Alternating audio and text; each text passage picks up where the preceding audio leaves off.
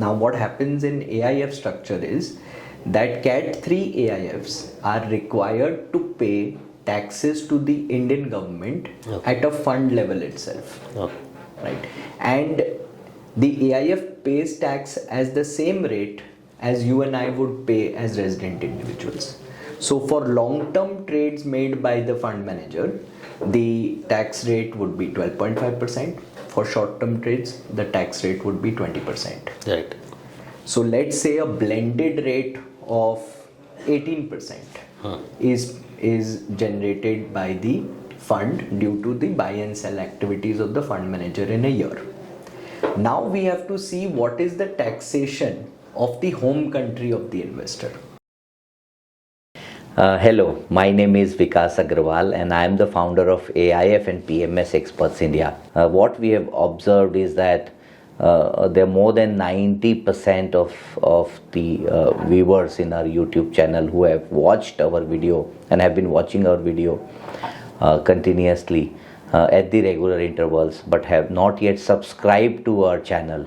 So my submission to all of you is that please subscribe to our channel so that we can reach out to more individuals like you and spread the awareness about the whole investing game. Thank you so much. Okay. That same logic applies in the drawdown facilities which are provided in closed-ended funds. What do I mean by that? In AIF domestic, the minimum commitment is 1 crore rupees. But if you're going for a closed-ended fund, the entire 1 crore is not needed in one shot. You can break it down. There are two ways to do that. One of the ways which Motilal Oswal provides is a SIP model of 10 installments to be given over 10 months. So essentially, for example, in 2025, we are saying that it may be a volatile year and there may be ups and downs in the market. So by doing an SIP mode and breaking down your 1 crore into 10 lakhs every month, you're essentially averaging the market level every single month and you're taking advantage of the entire volatility. Right. So you don't feel the pressure of putting 1 crore in one shot. Essentially, you are able to do cash flow planning at your end, knowing perfectly well what is the SIP date every month in which the debit is going to hit your bank account. Correct. The second way to look at it is the drawdown mode, where you are asking the fund manager to take a decision on when should the money be invested in the market. This is the only vehicle between mutual fund, PMS and AIF. AIF closed-ended is the only vehicle where the fund manager is advising you actively on when you should enter the market.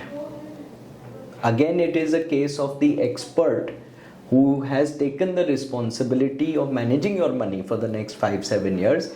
He is the person who is empowered to tell you when you should put your money. Right. And that responsibility to take that decision is no longer with the investor. So the way Motilal Oswal products handle it is that typically we ask for 30% of the money now. So on a minimum 1 crore investment, we are saying please give us 30 lakhs today. 70 lakhs you please keep with you. Keep it in a safe instrument like maybe an arbitrage fund or a short-term fund or a liquid fund, wherever your advisor may tell you to park this short-term capital. Over the next, for example, 6, 9, 12 months, the fund manager may ask for the remaining amount and he will typically ask for that money in 2 to 3 further parts. So maybe you are putting 30% today, after 2 to 3 months you may be putting another 40% and then another 2 to 3 months after that you may be putting another 30%. But that decision is taken in a very informed and educated manner by the fund manager, by studying market levels, by studying valuations, by looking at more investment opportunities. It may be possible that we are in a bull market. In that scenario, you may not get better valuations, But the fund manager will call for the remaining drawdowns when he has more investment opportunities in front of him. And he wants to take advantage by buying more stocks into his portfolio. So AIFs throw up a lot of unique opportunities. Okay. You can buy unlisted stocks. So we have a portfolio which does listed plus unlisted both. In category 3, the regulator allows the unlisted component to go up to 49% of the portfolio. Now, unlisted is not possible in a mutual fund structure. Right. Right? You can do derivative hedging in AIF. So we have a portfolio called multi-factor hedge strategy, Yes. which hedges a vast, more than 90% of the equity portfolio is hedged by using an option strategy by a qualified expert fund manager who's doing it on your behalf. So you don't need to run that risk of knowing how to use derivatives to hedge. And again, it's the AMC fund manager who's doing it for you. Again, that is possible only in AIF platform. So you see how PMS and AIF have their own tailor-made unique opportunities. Right. And the different regulations around these different products can be used by advisors and investors to suit their investment needs and what kind of experience they are looking for when they come to equity investing. Okay. So lastly, sir, we would also like to know from you how HNI and ultra HNI investors prefer to invest in AIF and PMS as well. Sure. See, the first goal, what we already discussed earlier in this podcast, is that typically an HNI and ultra HNI is looking for a enhanced return product. So if markets can deliver 12% and mutual funds can do 2% more than that, they are looking for 2 to 3 percentage points better than mutual fund itself. But there is always a second goal of the HNI investor, which is also capital preservation. One is compounding the capital, the other is preserving the capital, which means that the investor is not open to taking undue risk to make higher returns. That is definitely not part of the agenda. What that ultimately leads to is that you need an expert to manage your portfolio. Alright. You need the infrastructure and facilities of a fund house which have access to management of companies, which have access to information, which have strong research capabilities to identify stocks early before they become darlings of the market. Because if you've identified a particular sector or industry or company is going to do well, and you are early in that identification and you've made your position, by the time the rest of the market identifies the same idea, you will be riding that upwave, and when others make good return, you can make significant return from that same product just because you were early. But being early means you need to have research capabilities. Right. Again, access to management, expertise. Another very important aspect of having fund managers manage your money for you is dispassionate decision making. The markets can be a very emotional place because markets can be quite volatile. Markets can be quite irrational. There can be certain events at different points of time which force you to take a decision. For example, when Trump announced the taxes on imports from Canada and Mexico, there was quite a commotion in terms of what the global impact will this bring. But perhaps the right decision was that the impact on Indian economy can be quite limited. However, investors who are significantly invested can experience a panic situation, not knowing what will be the ultimate effect of such a global level decision taken by a superpower. And that may lead to a wrong decision, which can lead to the break in the compounding journey of the investor. Okay. And that can be quite harmful in the long term to achieve the returns objective or the wealth creation target which investors make for themselves. So, dispassionate decision making is perhaps one of the greatest skills which a fund management team brings on the table to help the investors. Now, why is this particularly applicable for PMS and AIF along with being applicable for mutual funds? In the Indian investment industry, you'll find a lot of industry experts whom we call veterans, whom we call pillars of the industry. They have chosen to go through the PMS and AIF route.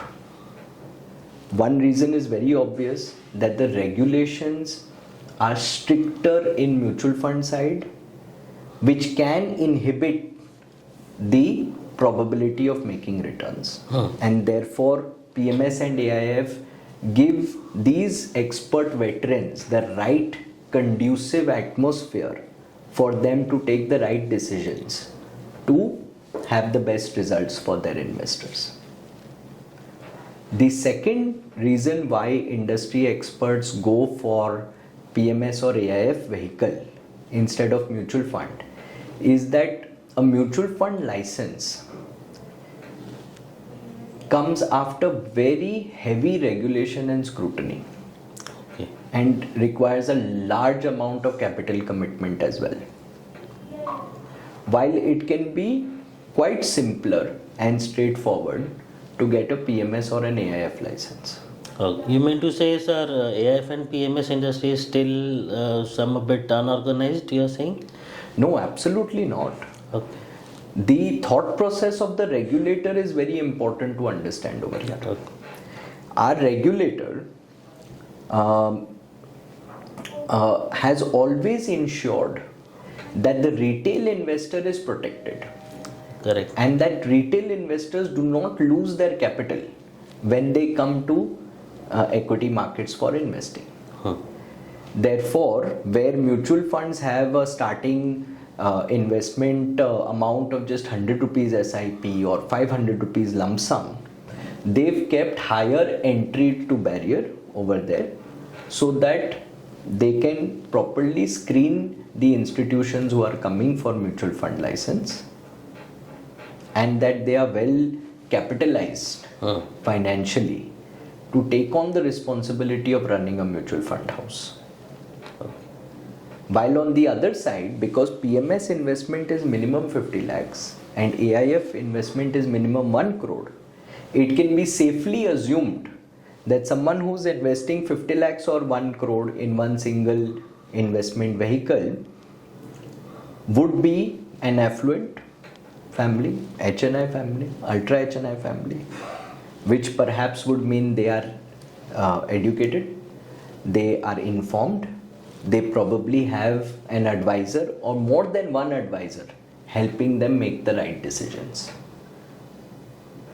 And hence the even if the regulations around those products are designed for it to be suitable for this cohort of investors, while they are far more particular about the licenses as well as the rules and regulations when it comes to mutual funds.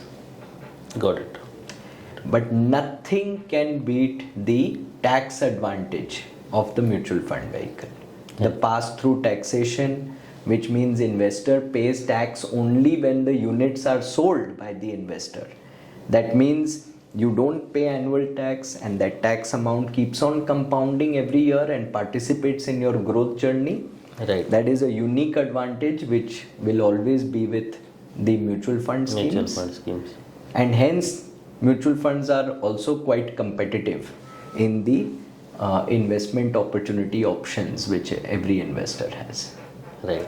There is something for everybody. So, and what's your message to our investors, viewers, sir? Is this the right time to invest I think, in AIF and PMS? well, today we are in early February of 2020 and January month of 2025, we've been able to see significant correction.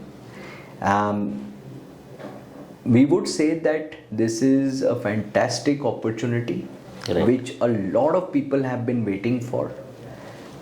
We've seen a tremendous 4-year rally in the last 4 years. A lot of money has been left on the side. A lot of investors have not been able to participate.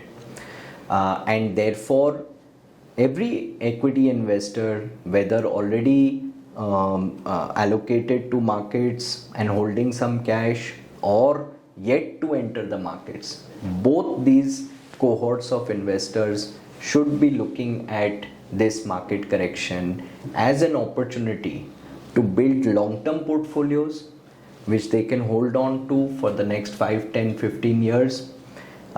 Indian economy is on an upswing. Even this year we are looking at 6.5, 6.7 GDP growth rate. That means nominal GDP growth rate of 12%. We are as a country talking about India Amrit Kal, India at 100, which means we have another 23 years to go in terms of how much we can continue this growth rate for.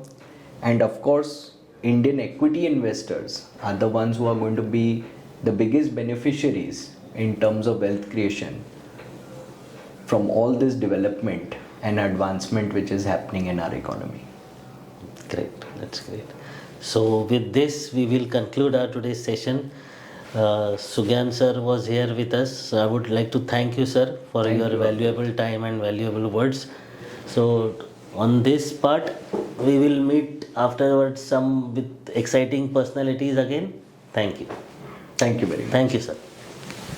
Pleasure.